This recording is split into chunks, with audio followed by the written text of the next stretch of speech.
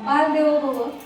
सर्वप्रथम 5वी स्कॉलरशिपच्या परीक्षेला सामोरे जाणाऱ्या माझ्या सर्व बालकांना शिष्यवृत्ती परीक्षेसाठी मनपूर्वक हार्दिक शुभेच्छा. तुम्हा सर्वांना पेपर खूप सोपा जाणार आहे. त्याचं कारण काय, तुमचा जून पासून खूप छान पद्धतीने अभ्यास झालेला आहे. तुम्ही तालुका स्तर, वर्ग स्तर, जिल्हा स्तर अनेक प्रश्नपत्रिका तुम्ही सोडवलेल्या आहेत आणि या प्रश्नपत्रिकांमधून जे तुमचं काही चुकलंय त्याचा सरावही तुमचा वारंवार झालेला आहे.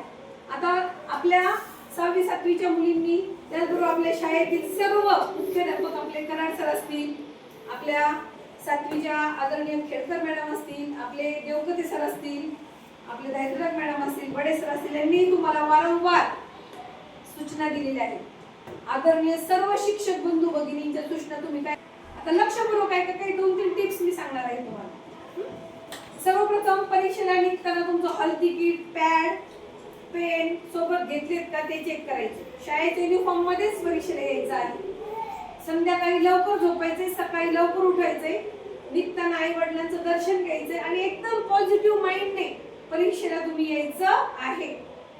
एखाद्या टॉपिकचा अभ्यास राहिला असेल तर तो राहू द्या, कारण असं मनात ठेवायचं की मला तो प्रश्न चांगल्या पद्धतीने सोडवता येणार आहे. एकदा पेपर सुरुवात झाली की इकडं तिकडं लक्ष द्यायचं नाही. जेवढे प्रश्न तुम्हाला सोडवता येत आहेत, जे सोपे प्रश्न आहेत त्याचे मार्क अगोदर आपल्या खिशात घालून घ्यायचे आहे, बरोबर. आणि पेपर तुम्हाला छान जाणार आहे.